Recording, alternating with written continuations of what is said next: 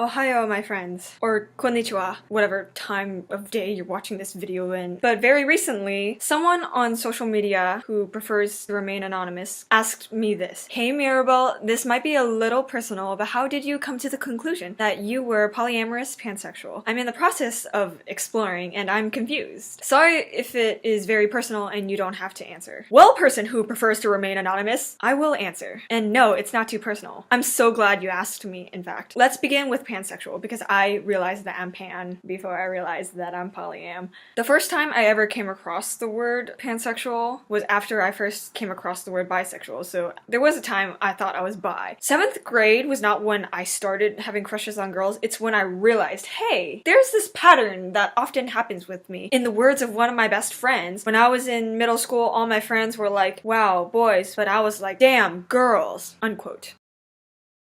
And I came across the word pansexual when I was 14, so I must have been in either 8th grade, middle school, or 9th grade, freshman year of high school. I came out to my parents as pansexual when I was a freshman in high school. Thank goodness they accepted me. My entire coming out video is actually on YouTube. You can click in the link in the description box below. Internet has taught me a lot of things. I think the reason why I came across the word bisexual before I came across the word pansexual is because LGBT is almost used synonymously with queer, but queer is way more broad. LGBT is just 4 aspects. Bisexuality and pansexuality are not the same thing. Bi is a word that has existed for many decades, whereas pansexual is a neologism. Bisexual originally began as a slur, which is why a lot of people, especially polysexual and pansexual people, don't like identifying with that. They don't like identifying with a word that has been used to degrade certain members of the queer community. Now, the definition of bi is not attracted to only 2 genders, even though bi means 2. Bi is a slur that has been reclaimed by queers, and so queers have redefined it as someone who is attracted to 2 or more genders. But pansexual, it means you are attracted to all genders. Pansexual can also mean attracted to others regardless of genitalia. We just love with the heart. It's hearts, not parts. That is a slogan on so many pansexual themed merchandise. So I switched from bi beginning in 7th grade to pan around 8th or 9th grade because I thought that the way I fall in love with others is I become attracted to people because of their heart, not because of whatever genitalia they have, if any. Let's not forget that there's more than 2 sexes. Some people have both male and female genitalia. Not to forget people who have chromosomes disease as well, and people who have XXY chromosomes. Let's just say I'm in a romantic relationship with someone. And so at the beginning, they're like, hey Mirabel, I'm a cis girl. But then they come out to me as a trans man. I'm like, I'm not gonna love you any less because you realize that you're a transgender. Even during the process, if they decide to go through hormone replacement therapy and sex reassignment surgery, I'm still going to love them. If I found out that someone I was dating is intersex or has Turner syndrome or some other kind of genetic disorder that affects the chromosomes, I would love them regardless. That's not going to make any impact on my love. And I'm not going to be one of those kind of people who are like, I don't care what kind of genitalia you have, I don't care what kind of gender you identify as, because I do care. I want to recognize it and I want to support you. I want to help you in any way I can. To me, that's what love is. I'm not saying individuals who ignore that are heartless, but for me, I do care. Please tell me your gender orientation. Please tell me your pronouns as soon as possible upon meeting you, because I want to use the right pronouns. Whether they're traditional he or she, or if they're neo pronouns, I don't mind. And if you change your pronouns 20 times throughout your life, I will do my best to always address you with whatever pronouns you feel is right. Oh, and if you're wondering, I accept all pronouns. You don't have to limit me to only she, her. I first found out about polyamory, I was probably 14 and in 8th grade. I started making things I would tell my past self videos on my last day of summer vacation, the summer between middle school and high schools. Between 8th and 9th grade for me. If you take a look at all my past things I would tell my past self videos, I will put links in the description box below because some of them are unlisted. I realized that I'm polyamorous because I noticed a pattern. Within every single things I would tell my past self video, I would always say, Mirabelle, remember to be monoamorous with your crushes. Whatever the hell that means. What I was trying to say in all my past things I would tell my past self videos was, don't have more than one crush at a time. I'm so different from my 13-year-old self now. I have more crushes than I can remember, and I don't feel guilty about it. I realized when I was around 17 that there's nothing wrong with having more than one crush at a time. And it doesn't matter. It doesn't matter if you're monoamorous or polyamorous. It is totally okay to flirt with more people at a time, and it's totally okay to date more than one person at a time. Well, with sex, of course, you gotta use protection and you gotta be honest. There's no guilt or shame. I'm not gonna bully you if that's your lifestyle. Dating more than one person at a time, or often going on dates, can be really healthy. I have nothing against casual dating or blind dating. A lot of people are out there just to get better at asking other people out. They date not because they're looking for the next person to marry. They want to improve their dating game. And that's why I support online dating. I'm so different from my 13-year-old self. I'm proud of myself. I've made so much progression. Go Mirabelle. The first girl I ever had a crush on, I was in first grade, and she had red hair and freckles, and she was Irish. I know, it's stereotypical.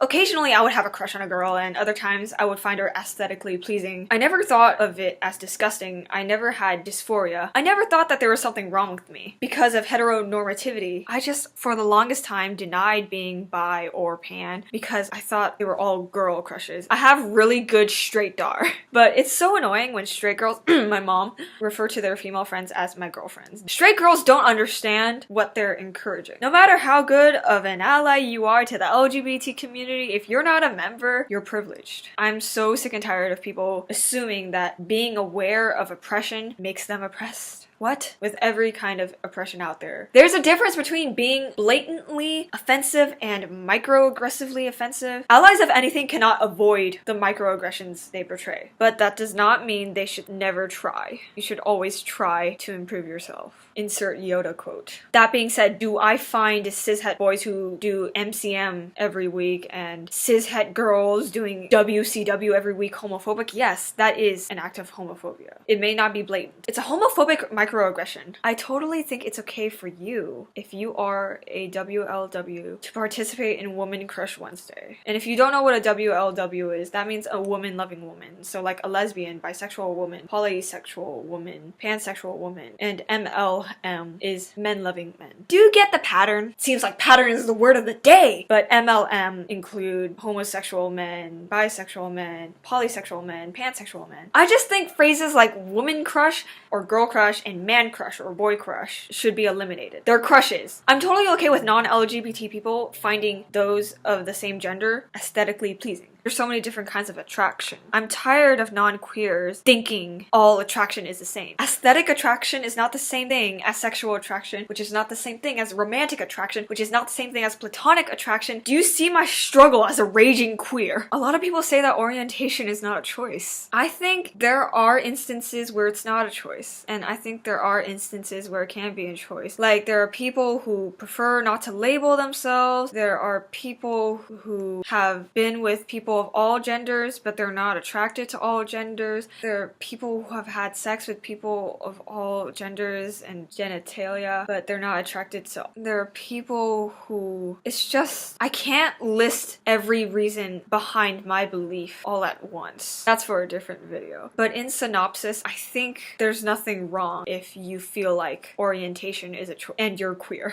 If you're not a queer, don't make laws about my community. My biggest reason why I think it's okay to believe that orientation can be a choice, and gender as well, is because a lot of people take time to figure out who they are. Like this person who messaged me said, they're exploring and they're confused. There is no expiration date to your confusion or dysphoria or whatever. You can take one day to figure out your orientation and gender. You can take 10 years. It's not a race. And if other people have a problem with you constantly changing your pronouns or constantly changing your gender or whatever, you don't need them, because there there are plenty of people who have, I kid you not, all the patience in the world. I'm sorry if you're queer or if you're questioning and your family is extremely queerphobic, or your employer or coworkers or pastor. I'll be your friend. I will be there for you if you're questioning and you're trying to find a label because you're one of those people who want/need a label. I know there's going to be people commenting on this saying that all labels are harmful, and if all labels are harmful in your opinion, quite frankly, I don't want you subscribed to my channel. I don't want you watching my videos. Back to my polyamorous identity. Polyamory is a love style. Non-monogamy is an umbrella term of love styles. A love style is not the same thing as an orientation. I've never met anyone who uses the term secondary orientation in place of love style. I have nothing against you if you'd rather say secondary orientation as opposed to love style, but I'm going to stick to love style. Love style sounds more fitting to me. Don't get me wrong, queer people are more oppressed than non-monogamous people, but non-monogamous people still face oppression. Polyamphobia exists. Slut shaming exists. Whorephobia is still a thing, sadly.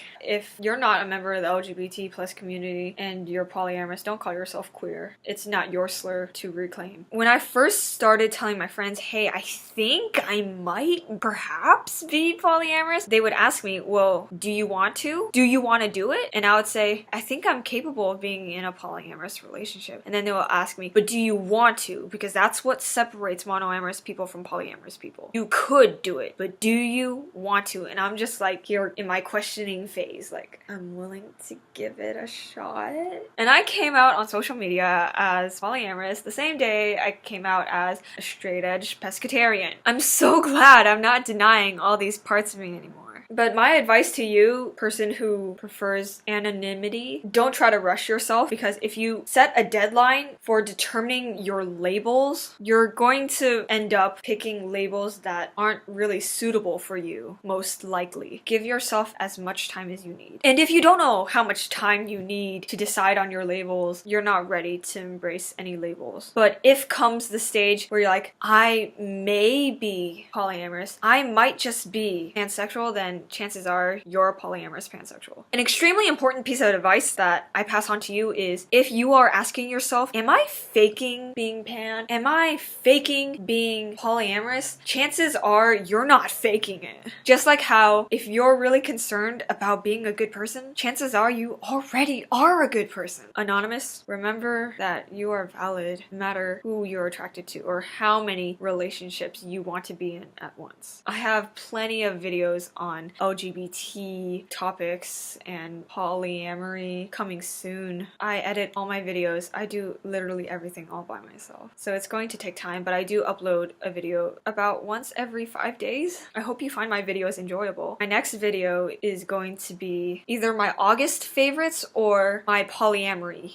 / non-monogamy vocabulary video. I haven't known you for a long period of time, but I'm looking forward to see our friendship germinate, because right now it's like a budding seed. I know it's not good to rush relationships, but I'm so ready to see it sprout and bloom. I would say watch a lot of LGBT plus videos on YouTube and explore Tumblr. Tumblr is extremely problematic. I'm already subscribed to your YouTube channel, so you can message me or I can message you. My personal Tumblr blog, if you want to talk to me privately as opposed to in the comments section of this video, I'm totally fine with that. And I'm sorry if I'm the only friend you have who is polyamorous, pansexual, or at least queer. I hope that what I can do for you is enough. I pray that what I can do for you is more than enough. I wish you nothing but the best, and I pray that I'm not the only person who will support you through pronoun changing, orientation changing, gender changing, and if you are romantically attracted to certain genders but not so much for others, and it's the opposite for sexual attraction, or if you don't feel any sexual attraction at all, or if you don't feel any romantic attraction at all, that's fine. You're still you, regardless of what kind of labels you put on yourself. Never forget, not all labels are harmful. You do have a right to reclaim certain slurs, like bisexual and gay and homosexual. And if you end up never choosing a label for yourself, that's great. And if you end up deciding, you know what, I only feel comfortable with identifying as queer, that's wonderful. Not that you aren't already wonderful and beautiful. I really hope that these words that are coming from my heart are transcending through my camera, your computer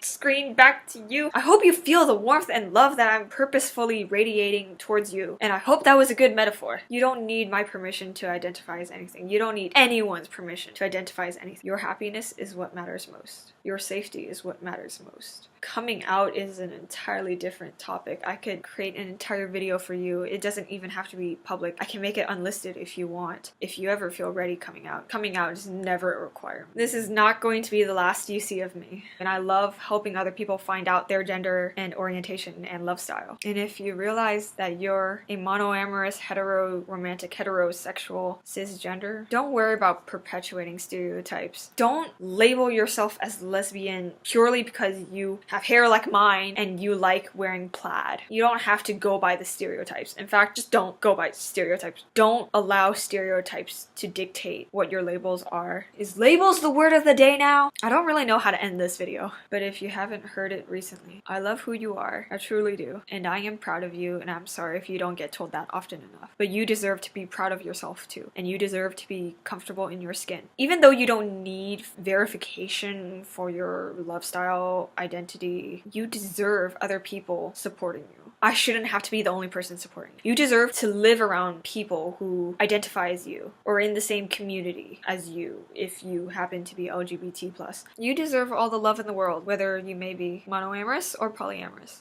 You are a good person, and I truly believe that. And if you are a viewer on my channel, a subscriber or not, please subscribe. And you aren't the person who sent me this message, but you're watching this video anyways, thank you. You know what? Instead of me telling you to give this video a thumbs up, I give you guys thumbs up.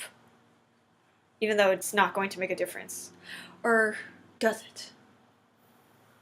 Thank you for watching this video. Please share it. I make these videos out of pure sincerity and candor. I hope my advice taught you guys how to be supporters of maybe your friends or your coworkers, whomever you know who is currently questioning whether you yourself are queer or not.